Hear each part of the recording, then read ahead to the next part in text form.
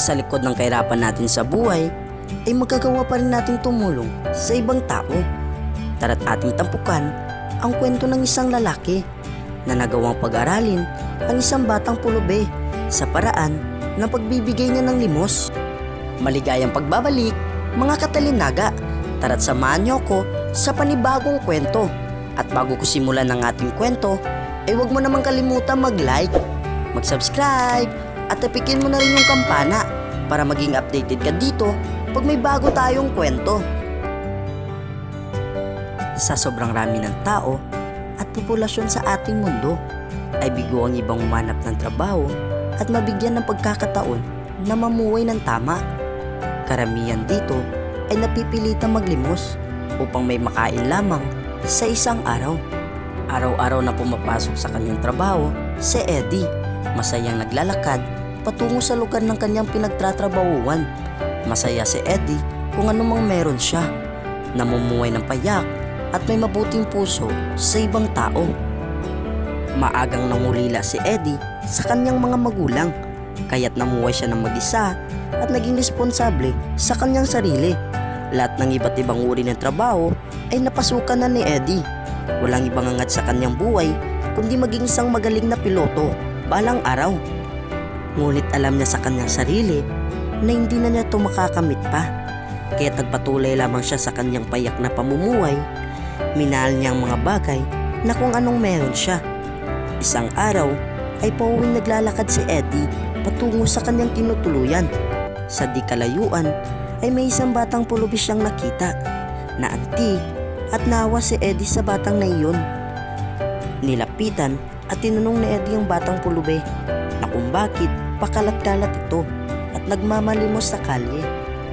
Tugon ng batang pulubi ay wala na siyang mauwian at wala na siyang kamag-anak na pwedeng lapitan. Naawa at alos madurog ang puso ni Eddie sa kanyang nalaman tungkol sa batang pulubi. Hindi namamalayan na abang kinakausap niyang bata ay napapaluwa ang kanyang mga mata dahil nakikita niya ang kanyang sarili sa bata na iyon, na maagang nangulila at maagang bumabanat ng buto para may makain lamang sa isang araw. Kaya't agad na pumunta si Eddie sa malapit na tindahan upang ipagbili ng makakain ang batang pulubi na iyon. Wala mang ekstrang pera si Eddie ay hindi siya nagdalawang isip na bigyan tulong ang batang pulubi na iyon. Nagmadaling bumalik si Eddie sa kinaroroonan ng bata na may dalang pagkain at inumin.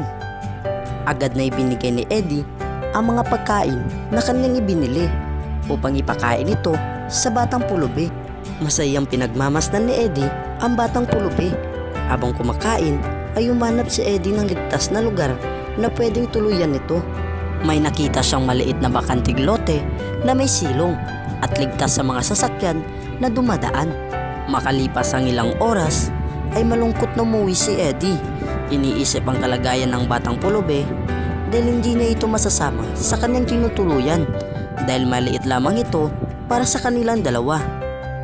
Nakatulog si Eddie na iniisip ang batang pulubi. Kinaumagahan ay agad na naganda si Eddie para sa kanyang araw sa trabaho. Bumaon siya ng pagkain para sa kanyang tanghalian at hindi niya nakalimutan ang batang pulubi, kaya't agad niya itong pinagbalot ng pagkain upang ibigay ito sa batang pulubi. Lumakad na si Eddie patungo sa kanyang trabaho. Dumaan siya sa tinutuluyan ng batang pulubi upang ibigay ang mga pagkain at ekstrang pera para sa pang-araw ng batang pulubi. Napahanga ang bata sa taglay na kabutihan ni Eddie, kaya't nangako siya sa kanyang sarili na kapag siya ay aasenso, tutulungan niya ang mga taong tumulong sa kanya. Buong araw na nagbanat ng buto si Eddie. Sa kanyang pag-uwi ay nakita niya ang batang pulubi na may kasamang mga ibang batang nagmamalimos sa kalye. Dahil sa buong araw na pagtrabaho ni Eddie ay lubos siyang napagod, kaya't hindi na nagawang dumaan pa sa batang pulubi. Lingin sa kalaman ni Eddie ay umaga't gabi nagmamalimos ang batang pulubi. Iniipon ang bawat perang binibigay sa kanya dahil may pangarap ang bata na maging isang piloto. Imposible mang isipin na matutupad ito, ngunit hindi na patinag ang batang pulubi na abutin ang kanyang pangarap. Literal na kay Eddie na bigyan ng pagkain at ekstrang pera ang bata na iyon. Hindi niya man kano-ano ay pilit niya pa rin itong tinutulungan. At lumipas pa nga ang ilang buwan ay may kalakihan ng ipon ang batang pulubi dahil sa tulong ni Eddie at ang mga taong bumibigay sa kanya ng limos. Dahil doon ay nagawang makapag-aral ng batang pulubi. Hindi alam ni Eddie na nag-aaral ng batang pulubi na kanyang tinutulungan. Isang araw ay nagkasulubong si Eddie at ang batang pulubi. Natulala si Eddie sa kanyang nakita na ang batang pulubi na kanyang tinutulungan ay nagawang makapag-aral, kaya't lubos na saya at tuwa sa bawat mata ni Eddie nang makita ang batang pulubi na nag-aaral na ito. Patuloy ang batang pulubi sa kanyang kasanayan na pamumuhay. Pinagsasabay ang kanyang pag-aaral at paglilimos. Hindi alam ng karamihan ay may taglay na talino ang bata, kaya't naging tulay niya ito upang matupad ang kanyang mga pangarap. At natapos na nga ang isang taong pag-aaral ng batang pulubi. Dahil sa aking talino ng bata ay naging scholar ito ng paaralan. Binigyan ng mas mabuting tirahan, may sapat na pagkain at hindi na kailangang maglimos upang makapag-aral. At tuluyan na nga nagbago ang yugto ng buhay ng batang pulubi. Kaya't nabala si Eddie na kung bakit wala na ang batang pulubi na kanyang tinutulungan. Nalungkot at labis na nabala si Eddie na kung ano na ang kalagayan ng bata. Tinatanong ang kanyang sarili na kung nakakain pa ba ito o mabuti lang kalagayan nito. Hindi alam ni Eddie na malapit nang matupad ang pangarap ng batang pulubi na maging isang piloto. Kaya't nagpursigi ito, hindi sinayang ang oportunidad na maging tunay na piloto. Lumipas ang ilang taon ay tuluyan na ngang natupad ang pangarap ng batang pulubi na maging piloto sa tulong ng mga taong nagbigay sa kanya ng daan patungo sa kanyang tagumpay. Sa likod ng matagumpay na buhay ng batang pulubi ay hindi niya malilimutan ang lalaking nagbigay sa kanya ng lakas ng loob upang makamtan ang buhay na kung anumang meron siya ngayon. Kaya't agad niya itong inanap upang makabawi lamang sa tulong at kabutihan na ibinigay nito sa kanya. Agad na tumungo ang batang pulubi sa lugar na kung saan dati siyang nagmamalimos. Napansin niya na marami ng pinagbago sa lugar na iyon. Walang ibang angad ang batang pulubi kundi matagpuan lamang ang totoong taong tumulong sa kanya sa mga panahong naghihirap siya. Nagtanong-tanong ang batang pulubi upang mabilis na matagpuan si Eddie at nalaman niyang na matanda na ito na may sakit at nangingina na. Kaya't agad niya itong pinuntahan upang alamin ang kalagayan ng taong tumulong sa kanya. At sa pangalawang pagkakataon ay nagkita muli ang dalawa. Labis ang tuwa ni Eddie na muli niyang nakita ang batang pulubi.